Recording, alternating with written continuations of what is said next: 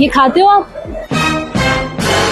अगर अच्छा दिख रहा है तो टेस्टी होगा, मजा आएगा, मसालेदार होगा इसलिए। अभी मजा आएगा ना भिड़ो। हाय, ये खाते हो आप? कौन सा खाते हो? ये वाला, ये वाला? मम्मा से पूछो ये हेल्दी है कि नहीं है।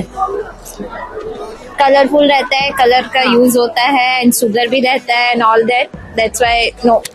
ફૂડ પેકેજ તો ખાતા હશો ને ઇન જનરલ? હા, એવું કઈ વિચારીને ખાવ છો કે આ હેલ્ધી છે કે આ અનહેલ્ધી છે, કે પછી કલર ચોઈસ જોઈને એમ થઈ જાય કે અરે આ બસ દેખાય છે તો આ ખાઈ લઈએ? કેવી રીતના હોય છે તમારી ફૂડ ચોઈસ?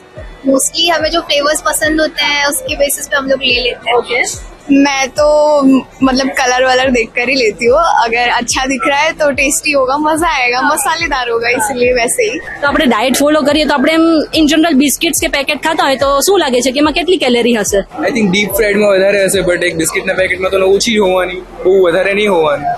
તો હું તમને એમ કહું કે જો એક બિસ્કિટનું પેકેટ જે તમે નાનું સમજો છો એમાં 400 થી 500 કેલેરીઝ હોય તો તમારા રિએક્શન કેવા હશે? તો એના માટે આપણી પાસે એક એપ્લિકેશન છે ફેક્ટ સ્કેન. તમારા ફોનમાં એક એપ્લિકેશન ડાઉનલોડ કરવાની છે અને ખાતા પહેલા એ પેકેટને તમારે સ્કેન કરવાનું છે, એટલે તમને ખબર પડી જશે કે પ્રોટીન કેટલું છે, કેલેરીઝ કેટલી છે, ફેટ કેટલું છે.